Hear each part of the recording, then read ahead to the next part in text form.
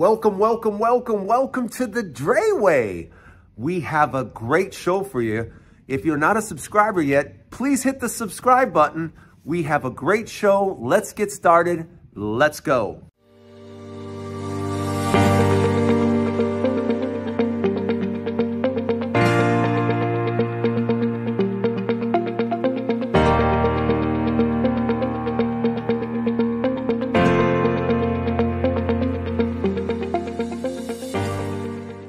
Welcome to the Drayway. I have so much to talk to you guys about, but in the news, this is kind of breaking news. Kash Patel. Yes, Donald Trump has put Kash Patel up front to be the director of the FBI. Yeah, and what is my take on this? It's very simple. He has no experience with the FBI whatsoever. Running that large of an organization.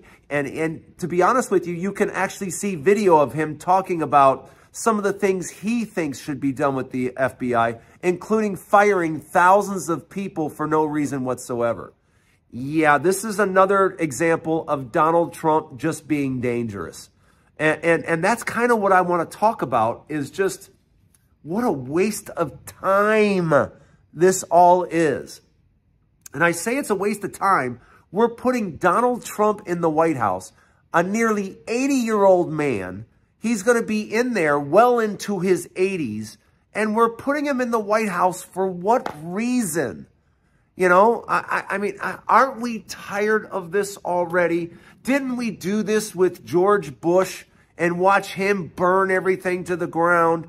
Didn't Donald Trump burn everything to the ground last time? Because he didn't know how to handle COVID. He had no idea what he was doing. So hundreds of thousands of people died because he didn't know what he was doing.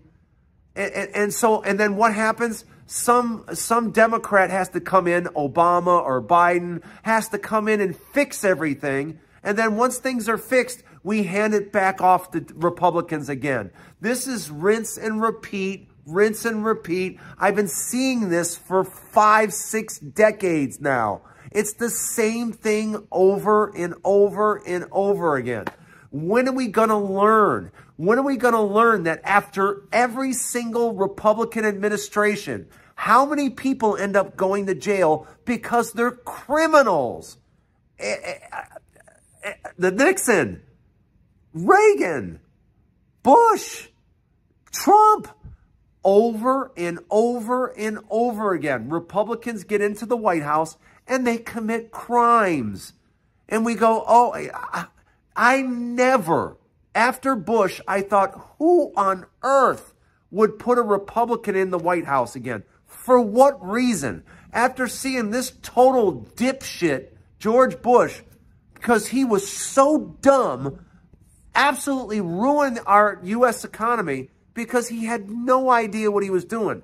And I thought to myself then, here it is, 2008, we're going to put Obama, and here comes Obama and fixes everything. We were on the brink of total catastrophe. And here comes Obama, and 8 years of just beautiful sunshine, beautiful economy, everything going well. And I'm thinking, gosh, we're going to hand this right off to Hillary, and here we go. But no, we hand it over to a Republican again. And what does he do? Well, let's see. How many people got arrested? How many people were criminals? How many... what are we doing? Why are we doing this to ourselves? Trump didn't know how to handle anything. COVID ruined the country. Millions of jobs lost. Donald Trump going door to door to door, didn't know what to do. Here comes old man Biden in to fix everything. And then because things aren't fixed fast enough, Republicans spend years going, we didn't lose. This guy shouldn't be president. Boo. You know, they spend 4 years whining and crying about how terrible everything is when it's not. And it's just, it's not. You know, we're #1 in the world, but, you know, we're supposed to believe that this is terrible. We're in a terrible economy right now. No, we're not. But anyway, here we're supposed to now turn it back over to the guy that burned it to the ground That's all Republicans do is burn it to the ground over and over and over again. So what do you think you're going to get this time with an 80-year-old man? What is it you think? Tell me. Put it in the comments, please, for the love of God. Tell me what you think you're going to get. Tell me all these benefits. Tell me how, because if there's any benefits, do you know who they're going to? They're going to the rich, just like they did last time. It's all about the billionaires and making billionaires into trillionaires. God, because that's where Elon Musk is headed. He's headed towards a trillionaire. And everybody just stands by and goes, oh, that's good for him. Yeah, that's good. You know, more and more billionaires. And the billionaires keep getting richer and richer. They're not worth $1 billion. It's now 10, 20, 100. $100 billion? What are we doing? We got people that can't afford necessities, right? We have a lower class that we're supposed to be building up, but we're not doing that. The middle class, what middle class? The middle class that we had 50 years ago compared to today? You know, we keep going back to Republican. Why this pendulum keeps swinging back and forth, I don't understand. Because Republicans are terrible in the White House. They do a lousy job. They're terrible. And they don't even, it's not like Republicans even have any core beliefs anymore. If you're a Republican, what is it you believe in? What Fox News tells you to believe in? What is your core belief? Is it your core belief that the border is that bad? Because since the election, I haven't heard a single word about the border. Not a word, not one word about the border since the election's been over. So we know that's a bunch of garbage. And if the border is that important, put in new legislation the minute Donald Trump walks into office. Fix it. You got the Senate, you got the House, you got the White House. Fix the border once and for all. Put forth legislation that fixes the border. You won't do that. We all know you won't do that. Because all you want is a talking point. So here we sit. Here we sit now. And I'm supposed to take Donald Trump going into the White House seriously. I don't take anything that guy does seriously whatsoever. If you think Donald Trump is really going to do good for America for the next 4 years, you're dumb as a fence post. You really are. You're dumb. Because Donald Trump didn't do anything last time. Donald Trump isn't going to do anything this time. He's an 80-year-old man. And you think he's going to do something good for this country. You're a complete nut job. If you think that's what's coming, yeah, you're a nut job. But let me know what you think in the comments. Welcome to the Drayway. I'm glad you're here. Am I frustrated? Yeah, I'm frustrated because you know we get Democrats in the office to fix things and get things on the normal, and then we throw in a Republican, and now everything's going to get burnt to the ground. How do I know that? Because it's consistent. Nixon did it. Reagan did it. Bush did it. Trump did it. It's just what Republicans do. So hold on to your hats. And welcome to the Drayway. Let me know what you think in the comments. I'm glad you're here.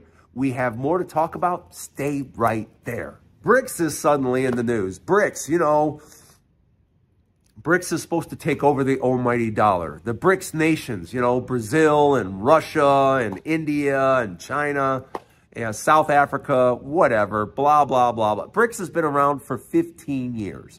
Here, Donald Trump comes out and says, oh, I'm going to put tariffs on BRICS. Donald, you don't have to do any of that stuff because BRICS isn't really a thing. BRICS has been around 15 years, and you know what they've accomplished? Nothing. Yeah, give me everything that BRICS has accomplished in 15 years of BRICS. And what do they have to show for it? Because the Russian economy right now, is about to collapse. The Chinese economy is on one leg. So what are we talking about here? You know, India's economy isn't even as big as California. So what are we talking about here? Why do we keep, playing around with this whole BRICS thing? Like BRICS is going to change and going to take over the almighty dollar. One thing I can assure you, it doesn't matter where you go in this world. It doesn't matter what country. It doesn't matter where. You know what's always accepted everywhere? U.S. dollar cash. Our dollars, our cash, our $100 bill is taken everywhere. And I mean everywhere. I mean, I've traveled many times, and I can tell you right now, I've pulled out some other currency before, and they look at me like I'm from another planet. But the minute I pull out a U.S. $100 bill, everything's good. Everything is good. That $100 bill is good everywhere. So this whole BRICS nonsense, I have to admit, I'm getting tired of hearing about it. I'm getting tired of talking about it. I'm sorry Donald Trump felt necessary to even speak about BRICS as though BRICS has anything going on, which, again, it's been around for 15 years. And what has BRICS accomplished? Nothing. So replacing the almighty dollar, yeah, good luck. Good luck. That would take decades and decades and decades, and you're nowhere. No country is on the path to replacing the U.S. dollar. So enough with the whole BRICS talk. And just so you guys know, those nations don't even get along. When you're talking about Brazil, Russia, China, India, they don't even get along. So let's not pretend that they're going to somehow come together and overtake the mighty U.S. dollar. It's not going to happen. But let me know what you think in the comments. I'm glad you're here. Welcome to the Drayway. Don't forget to subscribe and stay right there. We got more to come. Stay right there. Everybody knows, if you've watched this show at all, you know that especially right now, I'm talking about gold and silver. And I'm talking about gold and silver because I think it is an important part of, it should be an important part of your portfolio. I'm big on the stock market. I'm also big right now on silver and gold because, you know, we're going, especially with Trump coming into office, Trump is inflationary just in everything that he does because he's going to come into Washington and he's going to spend money. He didn't come to Washington to cut the budget. That's not a thing. That's not what Republicans do. They talk about it, but they never actually do it. The last time Trump was in office, he overspent by $8 trillion. Yeah. And guess what he's going to do in the next 4 years? He's going to overspend by $8 to $10 trillion. And that's just because more tax cuts, more tax cuts, more tax cuts. And that's just going to drive up and at some point, everything he's doing is highly inflationary. So when you're talking about in the next 3, 5, 10 years, all I see in our future is inflation. At some point, we're just going to have to start printing money. And once you start printing money, gold and silver is going to sound like a very, very reasonable. And people keep asking me in the comments, how do you buy your gold and silver? You know, one of the best places to go is find a neighborhood coin, place. Coins where they do coin collections and stuff like that. You can check it out. There's plenty of coin places that sell spot gold and spot silver.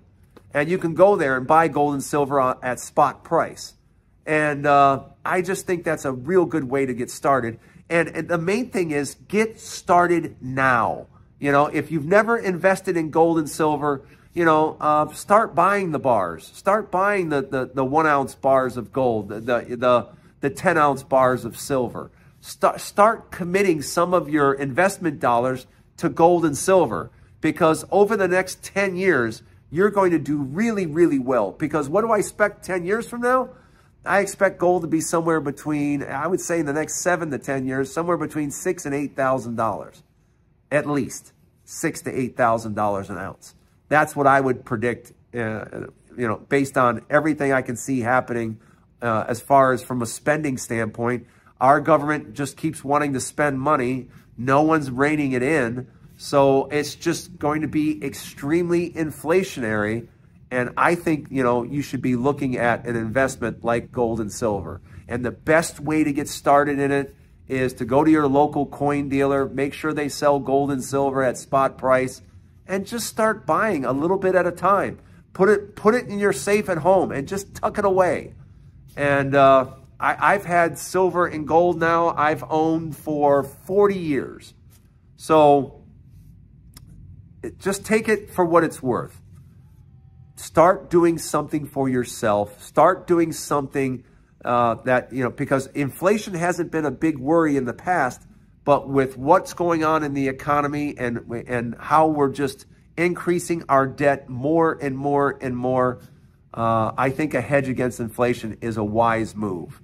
And let me know what you think in the comments. Let me know what you're doing to kind of get away from the inflation bug, because guys, there's just no way I see it any other way that we get out of this inflationary sequence over the next 7 to 10 years.